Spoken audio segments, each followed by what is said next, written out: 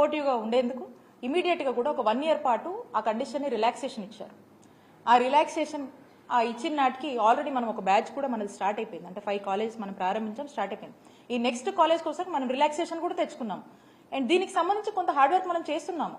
So కాబట్టి ఇంకా ఎందుకు ముందుకు వెళ్ళట్లేదు, ఎక్కడ డిలే ఉంది, ఎక్కడ ప్రాబ్లం వచ్చింది, దాన్ని ఇమీడియట్గా కంప్లీట్ చేయాల్సినటువంటి బాధ్యత మీ మీద ఉందని గుర్తు చేస్తున్నాం. ఎంతో మంది ఆశగా విద్యార్థులు, తల్లిదండ్రులు ఎదురు చూస్తూ ఉన్నారు. సో కాబట్టి వాళ్ళందరికీ కూడా ఈరోజు మనం సమాధానం ఇవ్వాల్సినటువంటి బాధ్యత ప్రభుత్వంగా మీ మీద ఉందని చెప్పి గుర్తు చేస్తూ, మీ అందరినీ కూడా మేము ఒకటే, ఈ ప్రభుత్వాన్ని ఒక సరైన స్పష్టత ఈ మెడికల్ కాలేజ్ మీద ఇవ్వమని మేము రిక్వెస్ట్ చేస్తూ ఉన్నాం. అలాగే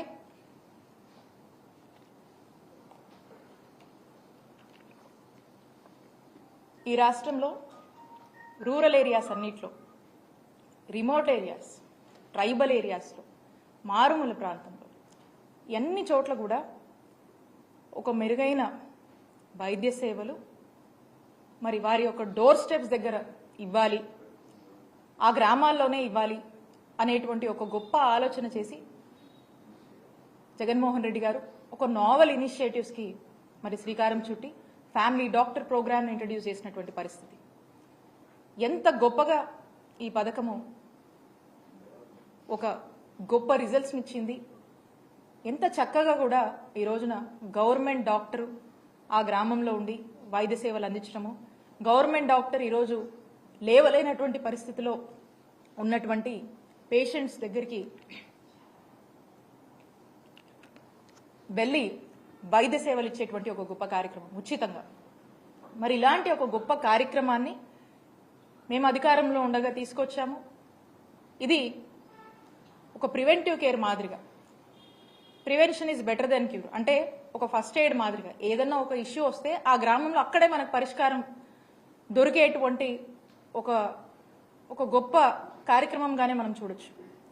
అంటే ఏదున్నా కూడా మన గ్రామంలోనే మనకు వైద్య సేవలు అందుతాయి, అవసరమైతే మనకి ఇంటికే వచ్చి డాక్టర్ చూసేటువంటి ఒక ఆలోచన చాలా గొప్పగా దీన్ని మేము ఇంప్లిమెంట్ చేశాం.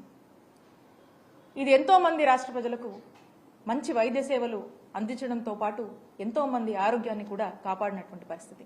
మరి ఇలాంటి ఒక గొప్ప ఫ్యామిలీ డాక్టర్ లాంటి ప్రోగ్రామ్ మీద మీ స్టాండ్ ఏంటి, అసలు ఇది కంటిన్యూ అవుద్దా, దీని మీద మీ ఆలోచన ఏంటి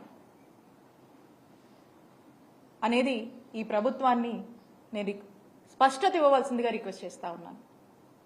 అలాగే ఆరోగ్య సురక్ష అనేటువంటి ఒక కార్యక్రమం, ఈ ఆరోగ్య సురక్ష అనే కార్యక్రమంలో ఇందాక మనం మాట్లాడుకున్నట్టు ఫ్యామిలీ డాక్టర్ ప్రోగ్రాంలో డాక్టర్స్ వెళ్ళి గ్రామాల్లోనే చూస్తారు, ఓపీస్ కండక్ట్ చేస్తారు, అలాగే అక్కడే ఉచిత వైద్య సేవలు అందించడం, టెస్టులు చేయడం, ఇంకేదైనా ఉంటే రిఫరల్ ఏమైనా అవసరమైతే చెప్తారు. సో ఇక్కడ సూపర్ స్పెషాలిటీ వైద్య సేవల్ని ఈరోజు ఆరోగ్య సురక్ష కార్యక్రమంలో ఆ గ్రామంలోనే అందించినటువంటి పరిస్థితి. మరి ఈ సూపర్ స్పెషాలిటీ వైద్య సేవల్ని మనం అక్కడ అందిస్తే అక్కడి నుంచి అవసరమైతే మళ్ళీ రిఫరల్ కూడా మరి రికమెండ్ చేసేటువంటి పరిస్థితి. దాన్ని మళ్ళా ఈ కార్యక్రమాన్ని ఫ్యామిలీ డాక్టర్తో అనుసంధానం చేసి ప్రజలకు ఎక్కడ కూడా ఇబ్బంది లేకుండా చక్కటి వైద్య సేవలు, వారి యొక్క ఆరోగ్యం పట్ల బాధ్యతని మీకు ఈ కార్యక్రమాల ద్వారా మీకు అర్థమవుతా ఉంది. ఇది మనం చేశాం. మరి ఈ కార్యక్రమం మీద మీ స్టాండ్ ఏంటి, ఇది కంటిన్యూ చేస్తారా లేకపోతే ఏంటి అనే దాని మీద కూడా ఈ ప్రభుత్వం స్పష్టత ఇవ్వవలసిందిగా నేను రిక్వెస్ట్ చేస్తా ఉన్నాను.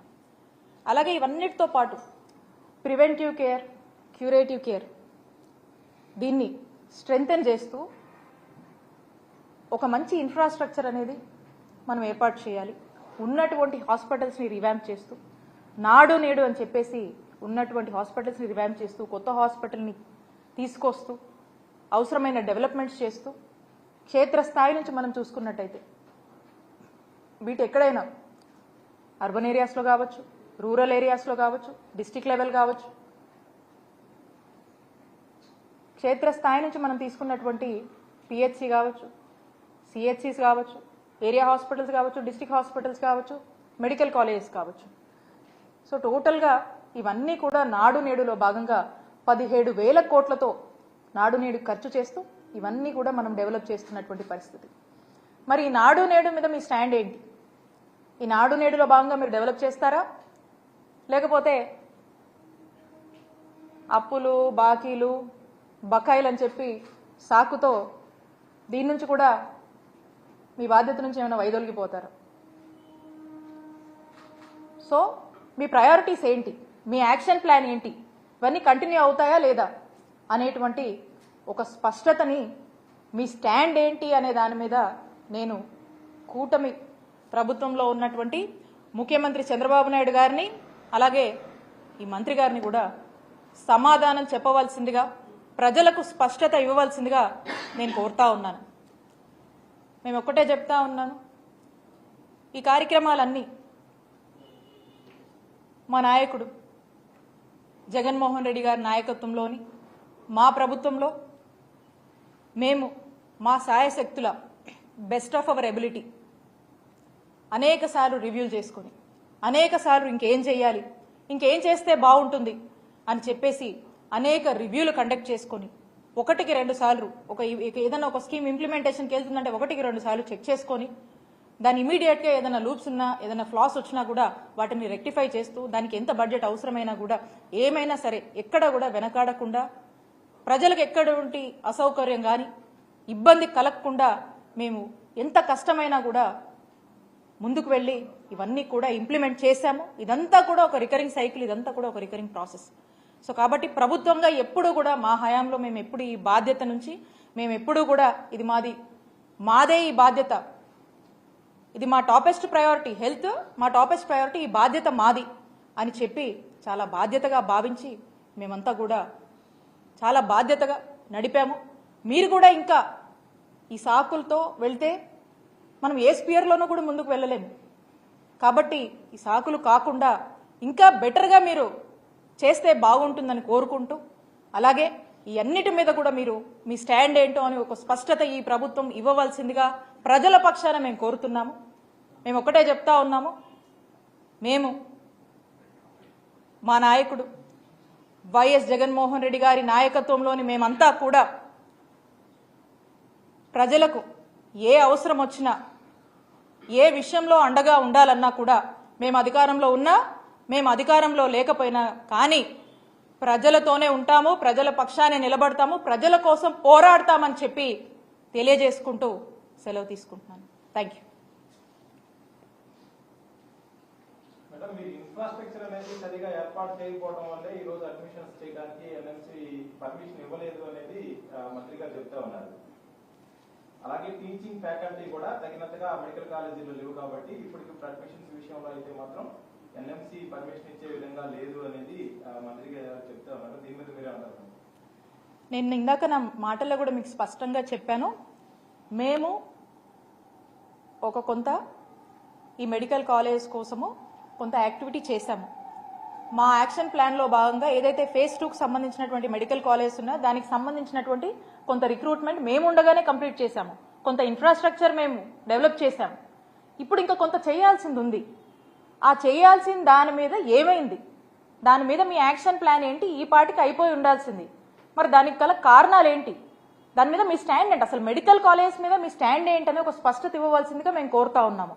0 వేకెన్సీ పాలసీ పెట్టుకుని దేశానికి ఆదర్శంగా రిక్రూట్మెంట్స్ చేసినటువంటి ఘనత జగనన్న ప్రభుత్వానికి దక్కింది.